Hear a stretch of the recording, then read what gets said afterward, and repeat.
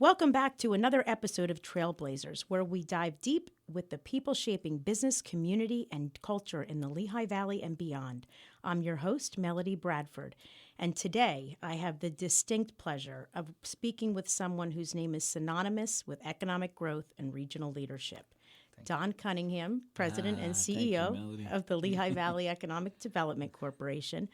Don has spent his career building bridges between government and business, between vision and action, and even between rock and roll and public service, from serving as the mayor of Bethlehem to Lehigh County executive, to then a cabinet secretary under Governor Ed Rendell, and now as the architect of the Lehigh Valley's economic strategy. Don brings a unique blend of policy, people, and passion to every role he takes on.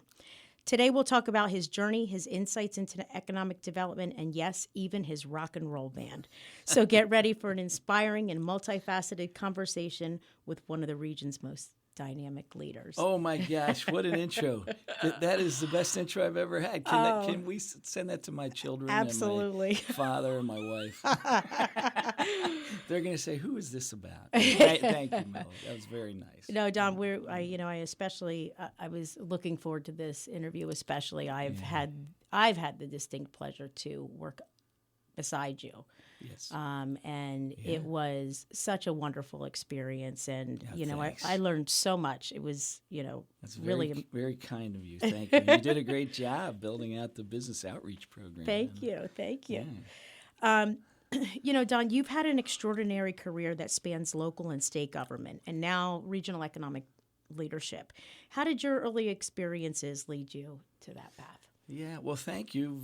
Thanks for the intro. Thanks for having me on. And, I think my whole career just came from love of place. I grew up in Bethlehem.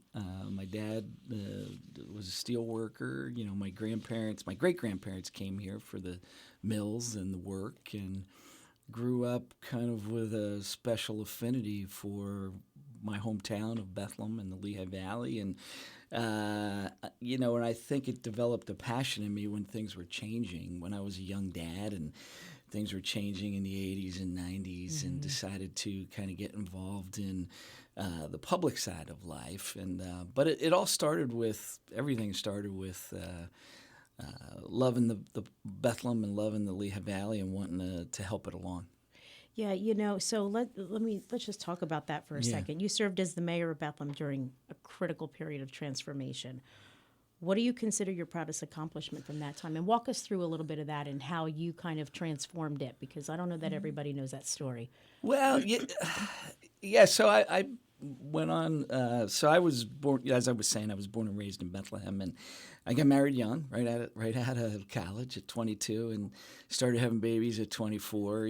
So I was a young dad in the already by the 90s, and at that point in time, Bethlehem Steel was definitely moving its way towards closing. Yeah. And the economy was changing, right? I mean, all the textile mills and things were making their way to Asia. And we were just in a period of economic transition and losing manufacturing. And at the time, I felt like we needed to change as a city or we were going to die, right? That the same type of actions weren't going to provide the same type of future, that we had to look beyond.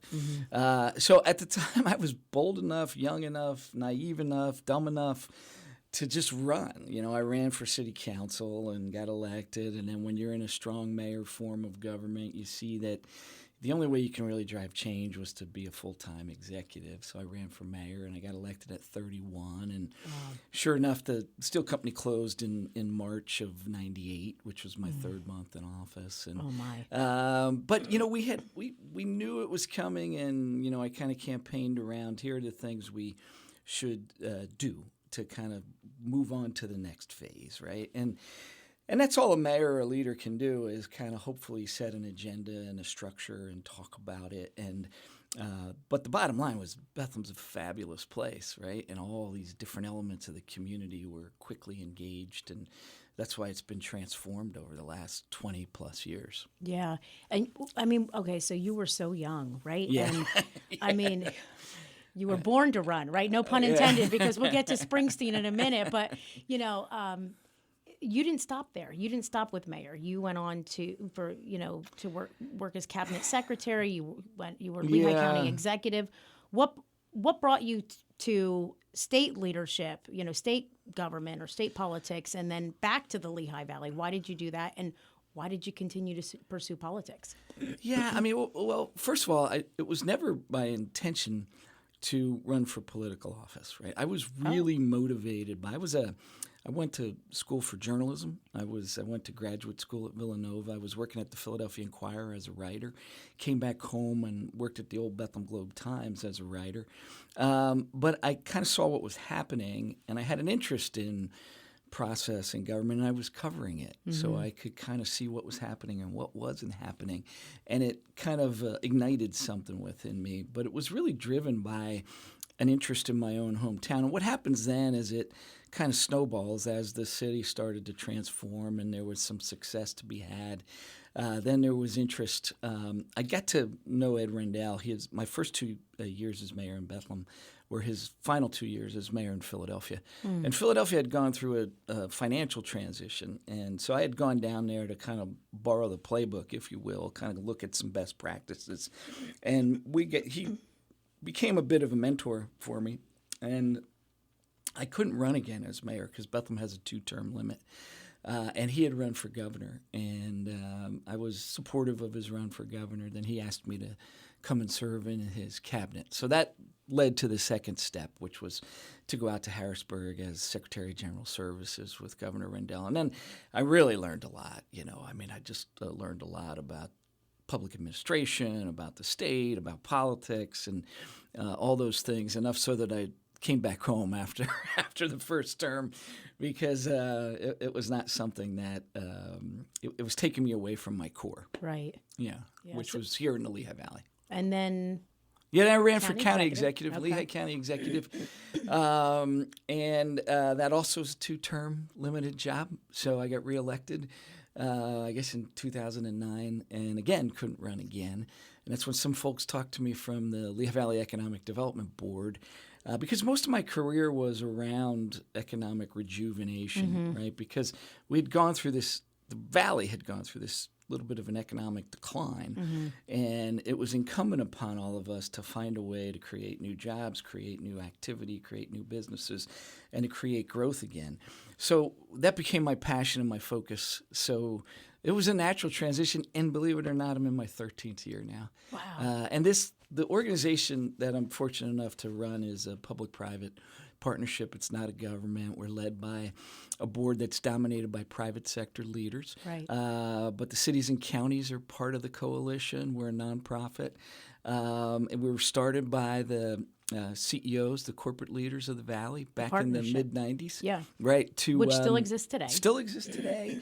And was really a forward-thinking thing that we had to regionalize, that we had to look at ourselves, not as Allentown, Bethlehem, and Easton and our component parts, but the sum of all those parts, and really brand as a Lehigh Valley. And that in and of itself was the strategy that has been behind, I think, the region's recovery and real success.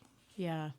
That was actually my next question was, you've been a big part. No, that's okay. You've been a big part of kind of that resurgence. But, since you took the helm over at LVEDC, there's been, manufacturing has had its ebbs and flows. And I was going to ask you, what do you think the key to that, the Lehigh Valley success? Manufacturing is the largest part of the Lehigh Valley's economy again. Last year it was $9 billion in gross domestic product, about 700 manufacturers, over 37,000 jobs. It's really an amazing story. It's about 16% of our economy. To put that in perspective, it's about 12% of the United States economy, manufacturing. So we've figured out how to make products built in America in the 21st century. And, as you know, we make everything these days, from semiconductor chips to obviously guitars to Crayola crayons, but also machine parts and all these things that are made here because we have the legacy of making things here, and we have the skill set in our workforce. Now, let me talk a little bit about what is made here and how you've dovetailed that into the strategy to market the region.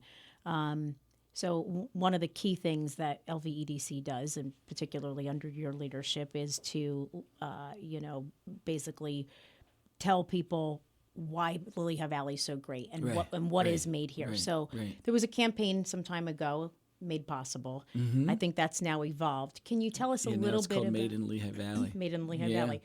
What initiative, that one, perhaps another one, are you most excited about, and what is that story telling right now? Well, I mean, you summarized it really well. I mean, the two core things that we do is tell the story of the valley, market the assets of the valley, right? Because as much as we know and we're proud of it, you get outside of a certain radius, and the regional name is not known, so we have to market ourselves for what we are today, not what we were 30 years ago or when Billy Joel was writing songs. What we are today is this vibrant, authentic, growing community with a special quality of place. So we tell our story, and one of the things we find is that people really are familiar with what's made here, right? They're like, we're talking about Mack trucks and Martin guitars and Global Crayola brands. crayons and Lutron electronics, Olympus, right? All these global brands. So, and then also the food and beverage products that are made here, from, Sam Adams beer to Ocean Spray to Purina products and Nestle and Fresh Pet and all these things. And so one part of the campaign is to have people understand the Lehigh Valley through what is made here. So we started a campaign called Made in Lehigh Valley, and we have a really cool logo. We do it in partnership with Discover Lehigh Valley. And we work with our companies, and not just products, but also cities and institutions, healthcare, or Lehigh or Lafayette or wherever that we say we co-brand with the anchors that people know of the Lehigh Valley. And it's all for the purpose of continuing to recruit high-value companies. So we spend a lot of our time in the life sciences and biotech. A lot of folks don't realize the extensiveness of the technology and the life sciences sectors in the Lehigh Valley and how they're growing. So most of our work is very targeted in terms of economic recruitment, but a little broader based in telling the story of the quality of the Lehigh Valley. Yeah. Your career spans a couple of different areas, if you will. We talked about politics. We talked about, economic development, but there's also a marketing element to it. Yeah. And, in today's day and age, there's a lot of different marketing strategies, a lot of interruptions, if you will. That's true. And there's also, even things that are affecting companies, AI, remote work, supply chain shifts. What trends are you watching most closely for the Lehigh Valley? Are you seeing that you're hearing from some of the different companies, and how are you employing them insofar as your own leadership style? Yeah, I mean, that's a really good question. It really speaks to this issue of being in tune to where the world and where the economy is going. The analogy or the metaphor that's used in sports is, you skate to where the puck is going, not to where it is, right? Or you throw the football to where the receiver is going, not where he's at the moment, right? So it requires us to really be in tune economically of what's going on. And I think the best example of that recently was last year we landed 2 really large projects in the semiconductor space, right? And so one of the things you mentioned AI, and you mentioned a lot of these technology-driven things, which, are requiring a lot of data centers, cloud programming and processing, energy generation to support the technology sector. A lot of that's being driven by chips, right? Optoelectronics and microprocessing semiconductor chips. We're fortunate that we had a legacy in the semiconductor space going back to Bell Labs and Western Electric and transistors, and some companies that were still here. So we went to work on, because the federal government was doing some things with the CHIPS Act, and we have 2 very large expansion projects, the Coherent facility over in Forks Township and the Infinera facility that's in Upper Mac, and is also building an additional center in South Bethlehem. So, the simplest way to put it is we can't recreate the economies of the post-Second World War. I mean, I think the idea of going back to maybe this romanticized era of coal mines and steel and the way products used to be made in America, as understandable as that interest may be, the reality is economic growth and development has to be focused on where tomorrow's technology is going and make sure that a market has the educational infrastructure and the skills to house that, right? And that's what I think I'm most proud of about the Lehigh Valley is that we transitioned from, making slip covers at silk mills and steel in the most rudimentary of process into being on the cutting edge on medical device manufacturing, medical diagnostics, semiconductors, fiber electronics, right? And that's really where I think you have to be.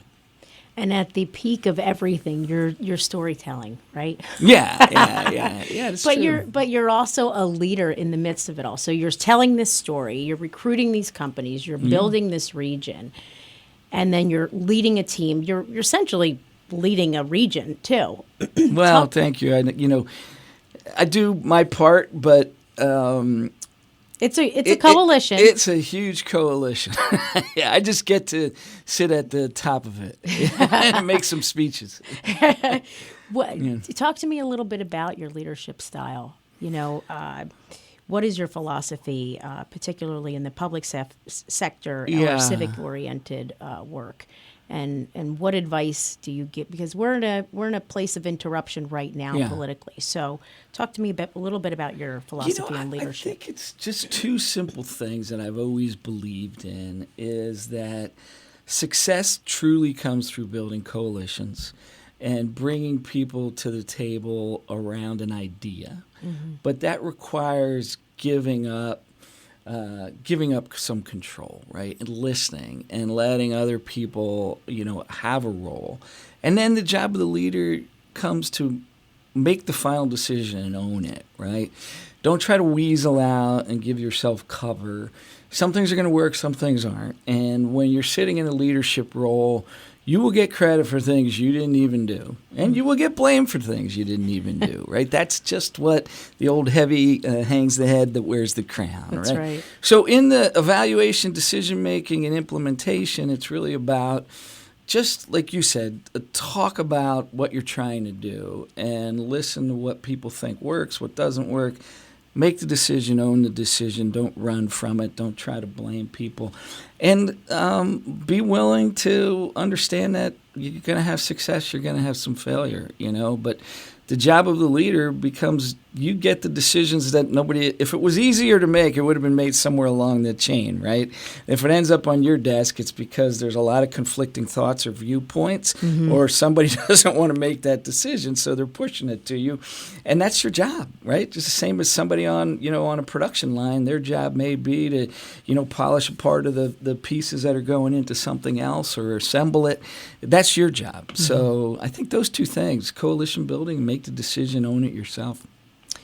So you're many things, but not everyone knows that you're also a musician. And, when you take the leadership by day and you're a rock and roll star at night, right? So I don't know about the rock and roll star part, but I will say that music has been my passion since I was a kid. Does it help you breathe? I often, I've had the benefit of coming out and seeing the band, dancing. You for that. Yeah. You guys are quite good. And, Thank you.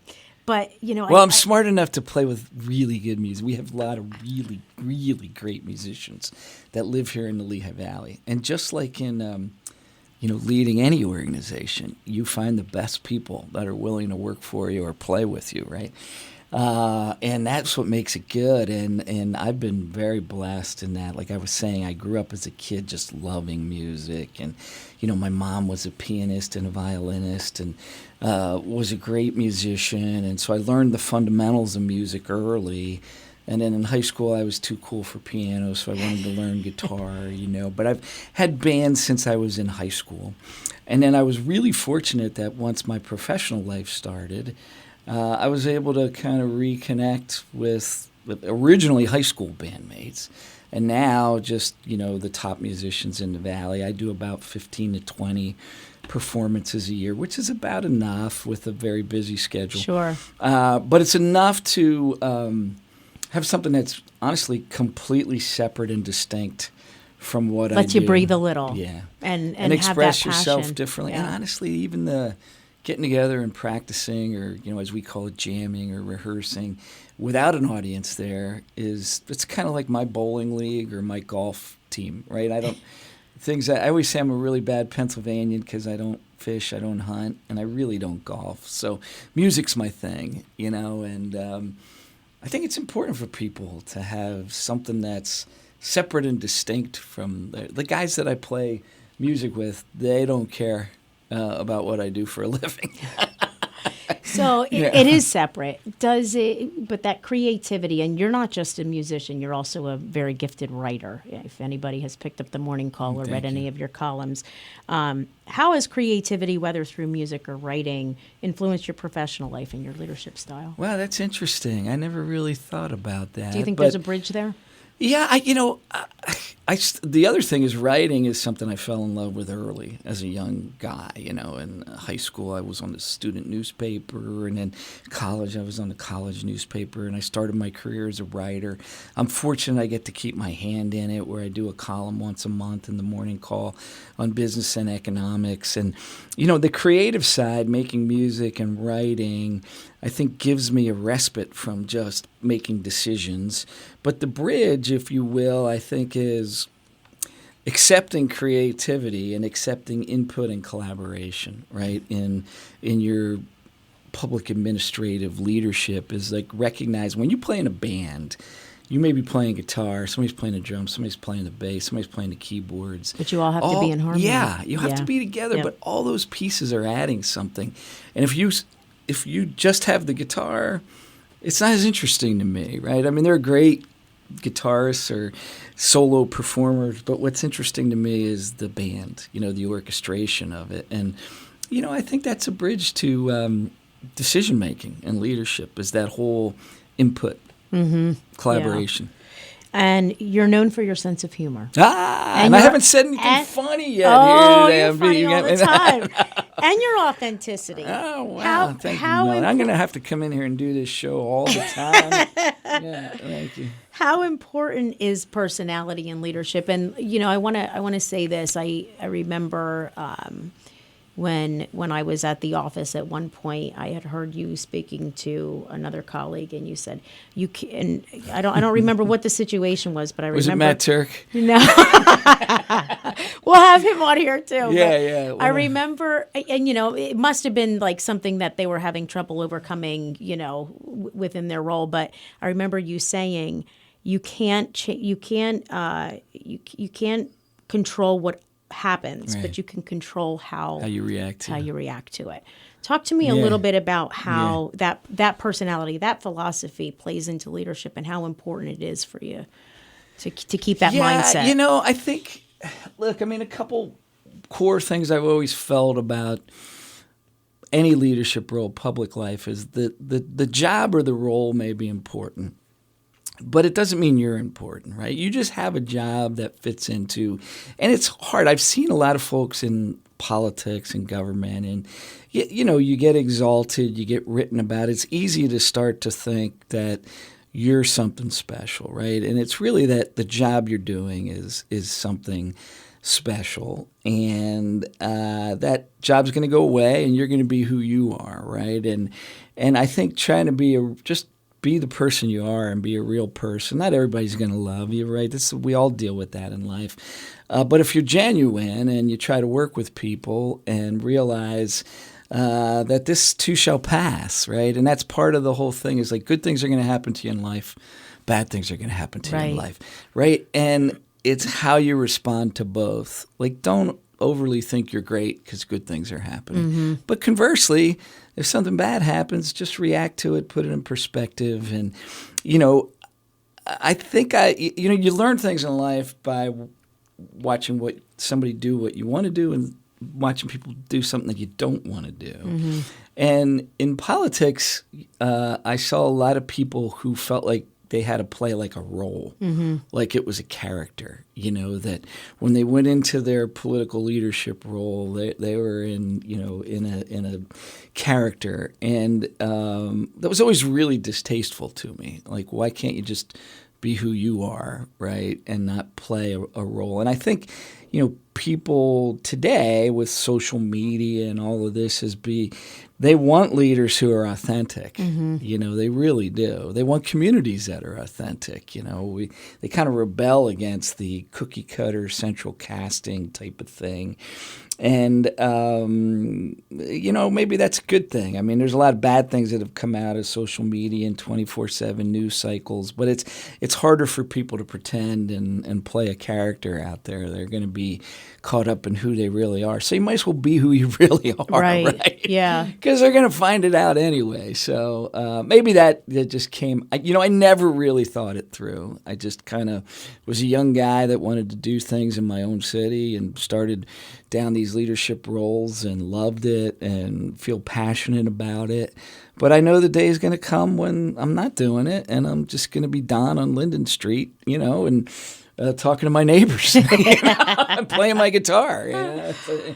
Yeah. Yeah. Interestingly enough, one of the things, so when I had the chance to work on the team, I remember looking at the different initiatives that we launched together and what have you. And one of the things I really kind of took away from your leadership style was that you were always in service. It wasn't about a title. It wasn't about an ego.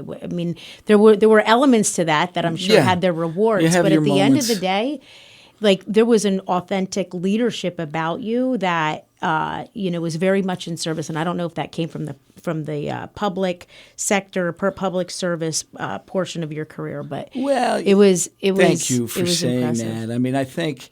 Look, I remember the days of just being like a staff writer or a PPL, person on staff in the corporate office where you just had a task to do and you had to churn and burn and get it done. And in the other roles, I felt like, I've always felt like I'm a working whatever president or whatever role, and I had as much role to just kind of get things done, right? Mm-hmm. So that probably comes from how you grow up. I grew up in a very blue-collar, working-class family, and, my dad was a taskmaster in terms of, cut the grass, wash the car, make your bed, and there's still things I can't leave undone in the house because my dad's still in my head, even though I'm almost 60 years old, saying, clean that up, put those cereal bowls away before you go to bed, that kind of thing, Yeah. So all that kind of just do the task and get through the day and then your next day's task. So,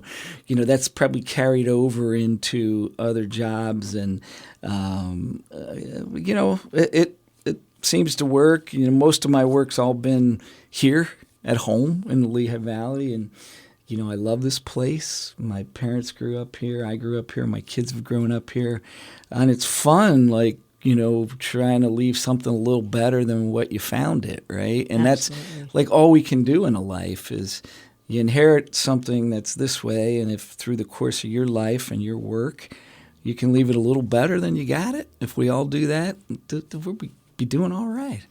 So 2 last questions. Yeah. Anything you'd change, and what's next? Oh, the hardest ones. Anything I would change career-wise, I hate to say it this way, but no, like I said earlier, I think good things happen to you in life and bad things happen to you, and they both form you. You learn from what you've done well. You've learned from what you've seen that people have done wrong or done right.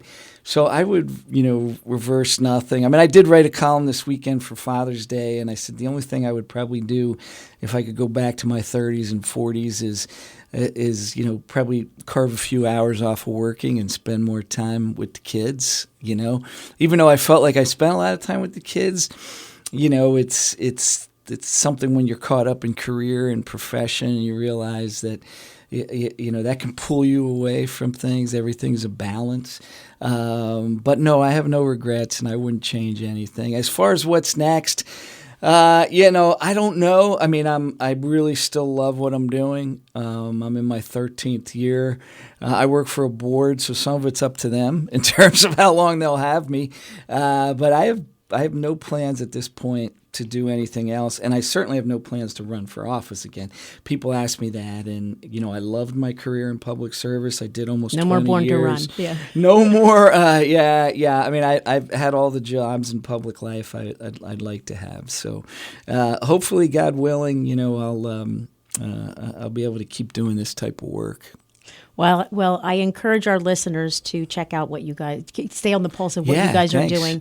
Visit LehighValley.org. There's a lot of really cool information on there about what's happening in the Lehigh Valley and what you guys continue to push forward with. Yeah, thank you for featuring it and speaking so eloquently about it. I really appreciate it. Thank you. Really, yeah. Thank you for joining me today, and thank you for listening to Trailblazers. I'm your host, Melody Bradford.